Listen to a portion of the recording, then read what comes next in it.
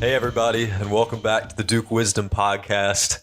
I've waited a few days longer than I initially was thinking to record this next episode because I wanted to wait until every single decision was off the board. And as of just like 3 minutes ago, that is now the case. Duke lost to NC State less than 3 weeks ago. It's March 31st. I'm recording this on April 19th. So it's been 19 days. That day I had 11 different possible he's back graphics and tweets for returns loaded into drafts, ready to go as soon as decisions were announced. I knew that all 11 of those were not getting posted. I mean, it was honestly, it's a little funny that I even had like a Kyle Filipowski one in existence because obviously that wasn't going to happen. But I wouldn't have believed you if you told me only two of them were going to make it out of the drafts. But that's where we're at. That's where we're at, man. And that's just the way of college basketball now. Tyrese Proctor and Caleb Foster back. Huge decision to get Tyrese back, and a pretty big decision to get Caleb Foster back as well. I don't want to, look past how important it is to get those two players back. But Duke, and I think a lot of Duke fans laughed last year when North Carolina had 7 different players transfer. Well, Duke has had 7 players transfer. But it's almost unreal, right? Because Carolina had 7 guys transfer last offseason after being the preseason number 1 team and missing the tournament. A season that was a failure by, most stretches of the imagination. Duke just went to the Elite 8. They were a single game from the Final Four. And over half of its scholarship players just entered the transfer portal. Another 2 went to the NBA draft, and another 2 are graduating out. 11 out of 13 scholarship players gone. How crazy is that? I mean, the immediate eligibility, multiple time transfer rule, plus kind of NIL coming into effect for the next season, that kind of started with the offseason following the 2020-2021 season. And if you're talking about scholarship players who have entered the transfer portal, you had 4 that first offseason after the 21 season, which was a horrible year for Duke. Duke's worst year in so much time. And they end up losing Jordan Goldwire, Henry Coleman, Jamin Brakefield, and Patrick Tapey after that season. And then after K's last year, this is a coaching transition. They had 2 transfer portal entries with Joey Baker and Michael Savarino. Both were graduate transfers. Savarino was, he played no more than a walk-on. And was every year up until that one. And then after last season, there were no transfers, miraculously. Duke was the only power program in the country to avoid having a single transfer. It was remarkable that Duke was able to accomplish that in the era of the transfer portal. So if we're talking about since NIL became a factor, since the multiple time transfer rule came into effect, Duke had a combined 6 departures in 3 seasons. Duke just beat that in one offseason. In less than 3 weeks, Duke just had more players transfer out of the program. 7. Man, that's just a crazy number. I talked about Christian Reeves on here. I talked about Mark Mitchell on here. I talked about Jalen Blakes on here, but Duke, the floodgates have opened since the last episode, and there are 4 new departures to kind of jump into. And, obviously I've talked about everybody else who's left. I want to talk about those 4 guys who entered the portal.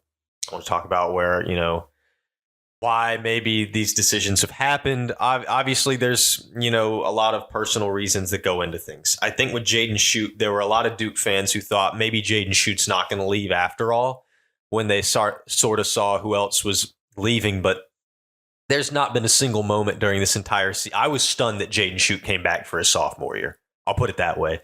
I didn't expect Jaden Schutt to be in Durham his sophomore year. And he ends up just basically, shedding a year for medical redshirt doesn't do anything this year. And he might as well have not been in Durham, but in terms of what he was able to physically do on the floor. And so he enters the portal, and that was not even remotely a surprise. Not for a second did I expect him to stick around. Duke's bringing in, Darren Harris. They're bringing in Isaiah Evans. They're bringing in Con Canapel, and they all are the same height. Basically, they play the same position as Jaden Schutt. How was Jaden getting on the floor? That was always my question. How was Jaden ever going to get on the floor? He wasn't, probably.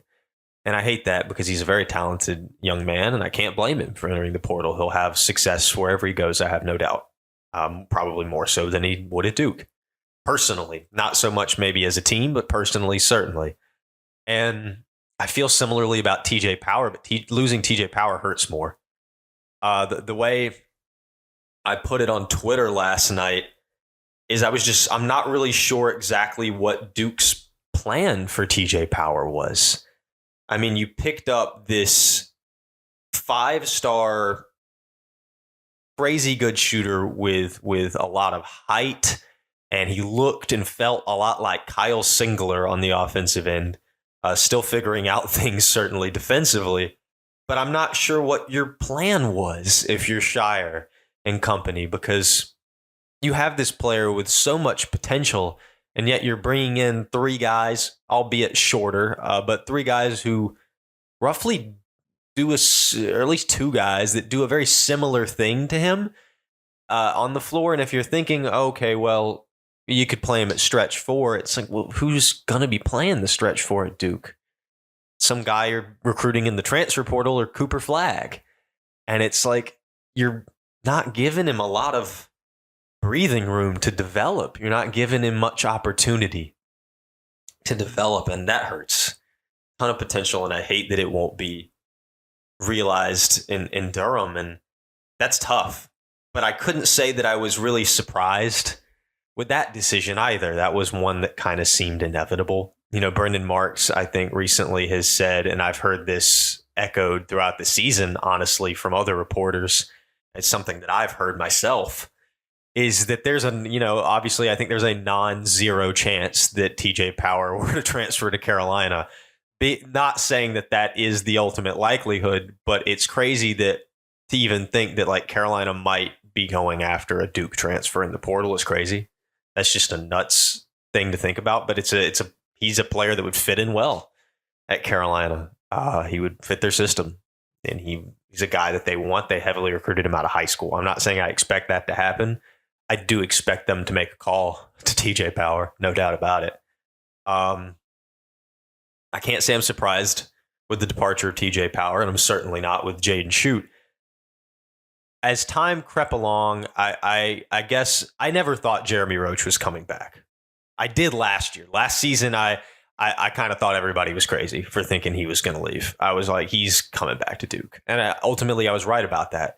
And this offseason, I was never one to think Jeremy Roach was going to come back. I never believed that. But I guess naively in my brain, I thought he's just going to go move on to be a professional basketball player, which that is still ultimately on the table. I mean, he entered the NBA draft as well. But it is my belief that he will pull his name from the draft and ultimately play college basketball next season. But I guess I was thinking there's just no way we can see Jeremy Roach in another jersey. I think that's why I thought that he was just going to go the professional route. That's why I locked that in as my answer. But I think ultimately he's just not going to get drafted. That same pro route is going to be there in a year, and he can make NIL money, and he can be the guy somewhere. And I think it's going to really hurt to a lot of fans to see Jeremy Roach in another jersey. And I had this discussion a couple episodes ago about how is Mark Mitchell the best player to ever transfer from Duke in terms of what his career looked like before he entered the portal. And it was between he and Bill McCaffrey. I think there is zero doubt that Jeremy Roach is the best Duke basketball player to ever enter the transfer portal. I think there's no doubt about that whatsoever.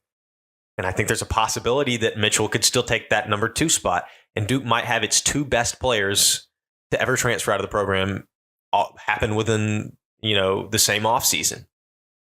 And so that's really crazy, right? That they're going to lose Jeremy Roach after 4 years as a starter. He's the first player to qualify as a legitimate starting player for 4 years since Kyle Singler, who was Duke's fourth all-time scoringest player. What a career for Jeremy Roach. Over 1,400 or I guess 1,500 career points around that mark. All ACC player, Final Four, NCAA all tournament team all region team his sophomore year. What a guy! What a player, man! He was the bridge between eras for Coach K and John Shire, and it's unbelievable to see him in a different uniform. But the decision, I think it makes some sense. Ultimately, a lot of people would say, why not just come back to Duke? They've got space in the front court as well. But here's my rebuttal for this: Duke didn't need the amount of players they had, and I think I said front court earlier, I meant back court, but Duke didn't need the sheer volume of point guard-esque players it had this past season. For a lot of the year, it was a problem. It's not normal to have that. And everybody's like, oh, well, we need more than just Tyrese Proctor and Caleb Foster. Do they? Do they need more than those guys as point guard options? I don't really think so, actually. Because, they might get they got a million roster slots to fill. Why not go get a backup point guard out of the portal? But it doesn't need to be anybody who legitimately has to play every game. It can be a lower level kind of player, like a very mid-level player.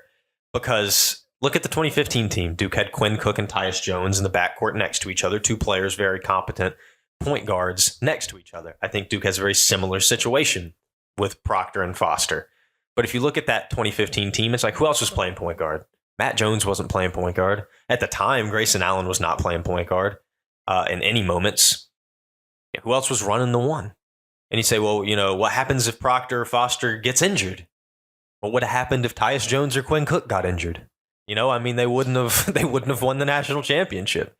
Because I think ultimately the way you have to view things is Duke's gonna be as good as their championship run is as good as their first 7 players in that rotation. You want to be deep. You want to have backups. You want to have so much talent. I think that's what a lot of fans want. But you're going to win a national championship if those first 6 or 7 guys can do it. And if injuries get to be a part of that, you're probably just not going to win anyway. And that's the horrible reality of it. But for Duke, I think you've got your backcourt guys for that, and Proctor and Foster. Heck, even go back to 2010. John Shire and Nolan Smith were running the ball up the floor. And it's just like, off the bench, who was taking over point guard duties? No one really. No one. It's like next year, I don't expect anyone to bring the ball up the floor except Proctor and Foster at any point in the season, really. It's like, maybe Cooper Flagg can do it. Obviously, they have other players who have guard capabilities of advancing the ball down the floor and being a facilitator of a kind. But if we're talking about who's playing that pure point guard role, nobody's going to do it but Proctor and Foster. And I don't really think they need anybody to do it. It's like if one of them gets hurt, the other one just plays point guard, and Duke slides one of their other shooting guards into a normal shooting guard position. It's not normal to have more than 2 point guards in rotation, and they've got 2 starting. So one of them goes down, one of them can still take on the duties of being a point guard. It'll hurt because Foster and Proctor are probably going to be 2 of Duke's 4 or 5 best players next season. At least they should be. But again, getting back to that, it's going to be the first 6 or 7 guys that do it for you kind of mentality. Is they've got those 2 guards in Proctor and Foster that are part of that. Cooper Flagg's certainly part of that. I think by the end of the year, maybe not day 1, but Kamen Malawach will certainly get to the point where he's one of those guys. At least one transfer is going to be a guy who Duke can heavily depend on, in my opinion, and that kind of makes for 5. And at that point, for me, I think that at least one of the other freshmen will be a dependable March guy. I think it's most likely that guy's Isaiah Evans, but it certainly could be Khan or even Patrick or even Darren.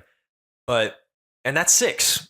And so I think the challenge is let's go find a seventh reliable guy. And I think that also comes in the portal, or maybe it's another one of the freshmen. Duke doesn't have to go 10 deep or 11 players reliable deep, and they're not gonna.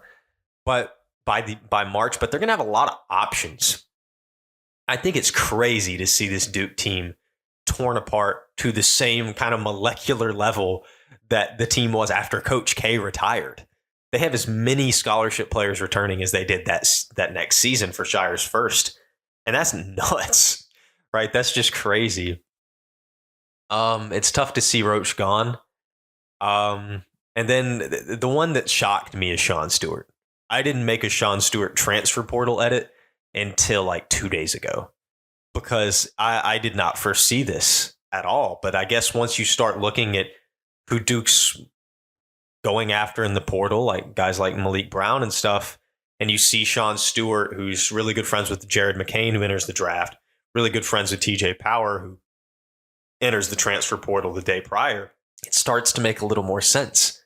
I think there was a lot of space for Shawn Stewart on this team, next year's team. I don't think that this one makes as much sense. I think this one is the one that makes the least amount of sense.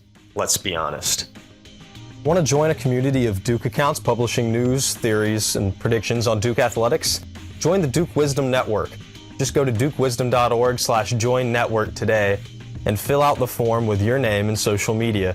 Or you can DM at Duke_wisdom on Twitter or Instagram. Become a part of the community of Duke fans publishing their takes today.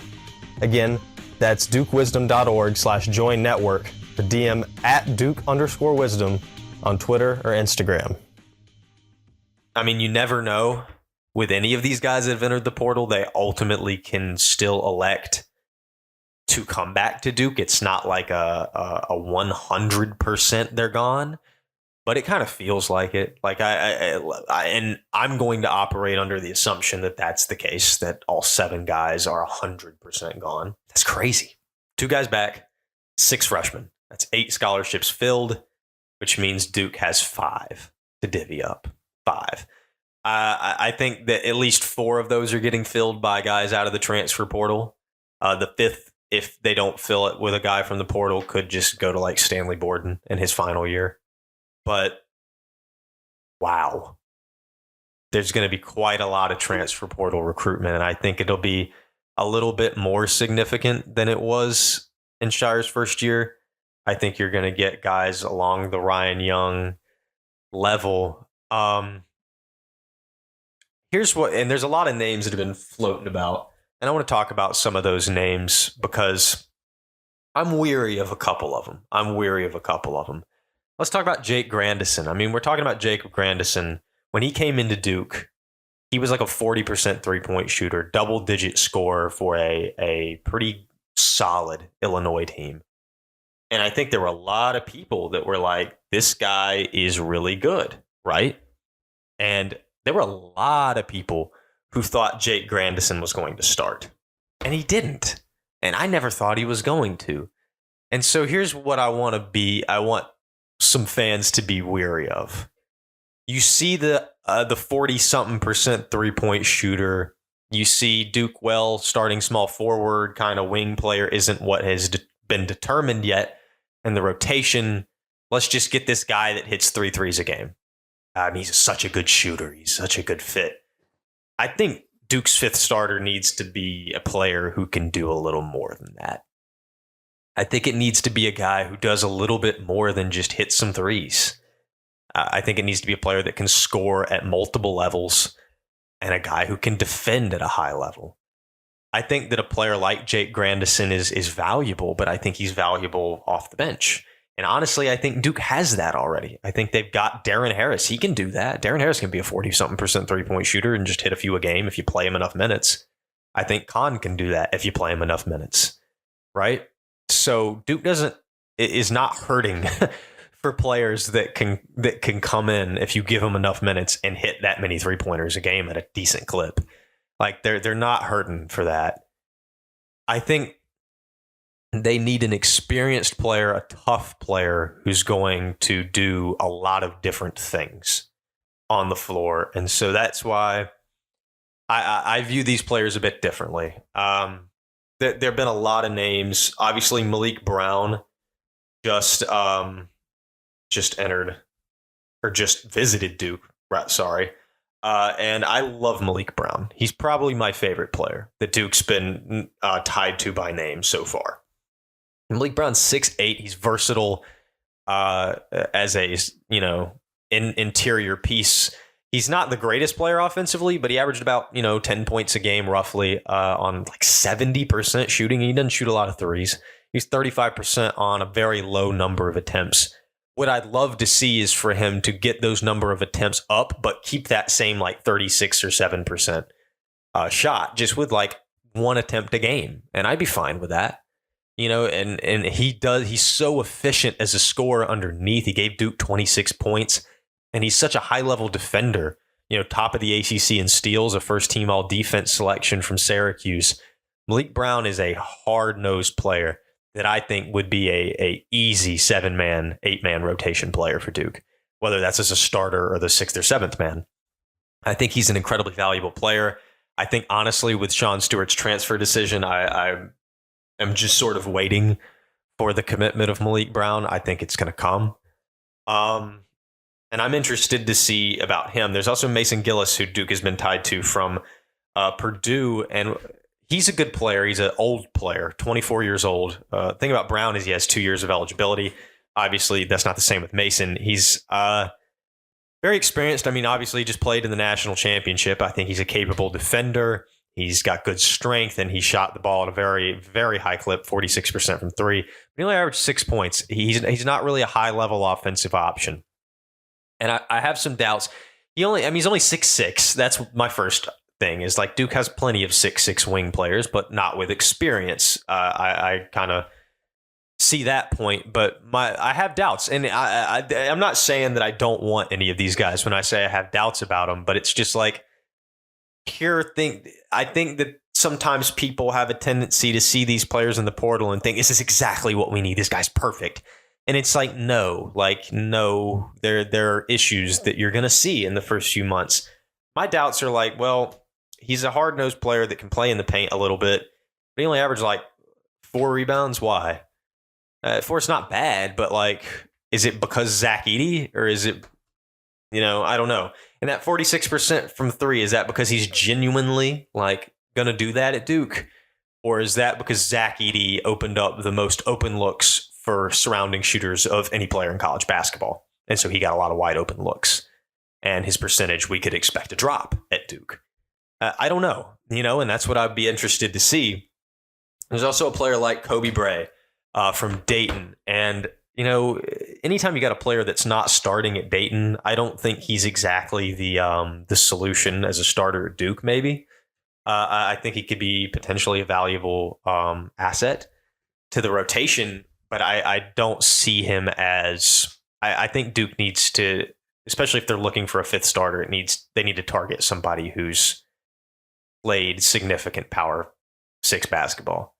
Like when you look at Carolina last season, who are the 2 guys in the portal? I mean, day one, they were starting Paxson Wojcik, but by the end of the year, it became pretty clear that Paxson Wojcik wasn't at that level, and he wasn't a player that had played power 6 ball before that year.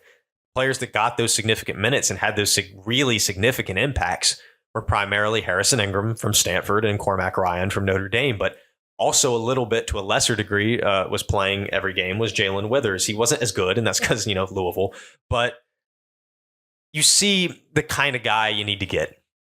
For me, Malik Brown really fits that build. I think Mason Gillis can fit that build as well. I have a little bit of doubt about Kobe Bray, but I think he's a good player. And he's certainly a high-level shooter. And I think all of these guys, except Brown, really are high-level shooters. There's also Brandon Angel from Stanford. I like his size at 6'8", solid rebounder, 44% from three. Checks the boxes. Obviously played at a higher level than Bray, but not for a better team. I mean, obviously Dayton was a better team. They were a 7 seed, made it to the second round of the NCAA tournament. Obviously not a bad team that Kobe Bray played for. I'm not going to make that argument at all, but there are reasons to be a little bit skeptical of certain players. None of them are cure-all players, and Duke's not getting the highest level transfers. That's not happening. That's not going to happen. because Duke doesn't have the highest level of usage to offer those type of players. Duke's got their guys in terms of who's the man. Cooper Flagg's the man. Tyrese Proctor is going to be the man. To a little bit lesser degrees, as certainly defensively, Kamen Malawach is going to be the man. Caleb Foster is going to be one of those guys. And so it's like, yeah, you don't have as big of a role to offer high-level transfers. So, yeah, you're going to get these guys who are really solid role players at the end of the day. And I think every player I just named would be a solid addition for Duke in one way or another, whether they're a comfortable starter or they're a 7th, 8th, 9th man, whatever they end up being, that they're a player that can be put in the rotation. All 4 of those guys. Is Duke going to get all 4 of those guys? I hope not, because they all are roughly the same height. I hope there's a little more diversity in the guys they get than that. I'd like to see Malik Brown and one of the other 3 guys I named go to Duke, or a player like one of those 3 guys. That's where I sit at the moment.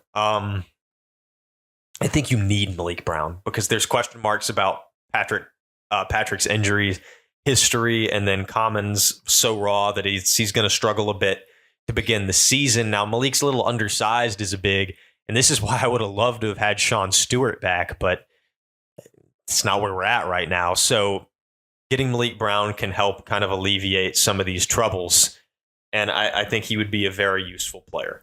That's kind of where I am with that. To Duke's portal hunting in a major way right now, 4 or 5 different players, and we'll see what happens. There's also another, version of portal hunting happening right now, but with Duke's guys. I'm interested to see where they all land. Mark Mitchell has committed to Missouri, which is close to home, makes sense. Missouri not so good last season, 0-18 in the SEC. Certainly Mark can be the guy at Mizzou, though, so I think there's opportunity for him to score a lot. Hopefully they can win some games next year. I wish him nothing but the best. Baylor has been floated as probably the lead team for Jeremy Roach. I was getting a little worried there when I saw like Kentucky and Arkansas and St. John's being floated as the teams, and I was like, talk about a lose for Duke fans. If those are the 3 teams leading for Roach, I think Baylor's a much better position if that is where he ends up going. Interested to see where they all go, and there's so many different landing spots for these guys. It's going to be crazy to keep up with all of them, and so much talent coming out of Duke, but certainly a lot coming into Duke. At the moment, 6 freshmen, right?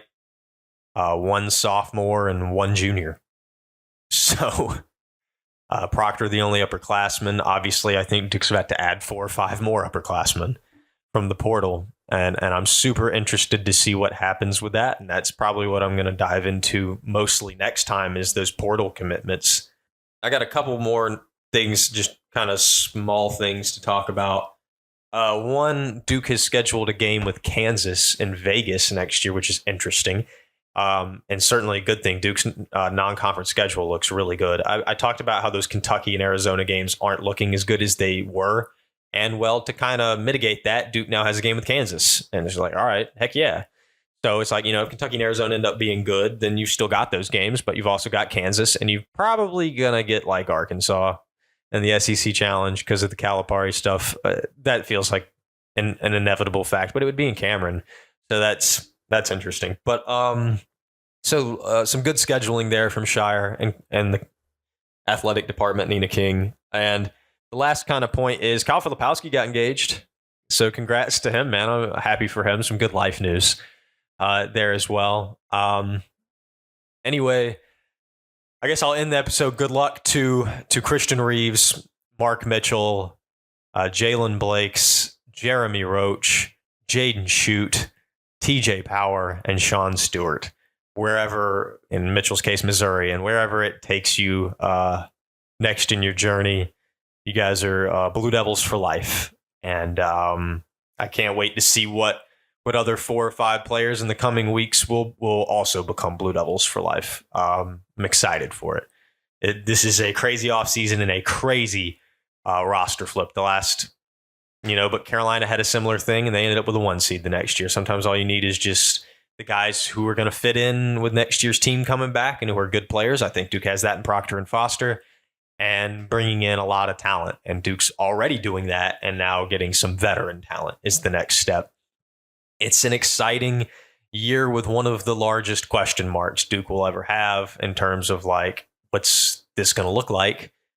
Well, we'll see. This is modern college basketball, and we'll see. Thanks so much for listening. As always, guys, it's been a blast, and make sure to subscribe, follow the podcast wherever you're listening, and follow Duke Wisdom on Twitter and Instagram. And I'll talk to you guys once we have some more commitment news from the portal. All right, see ya.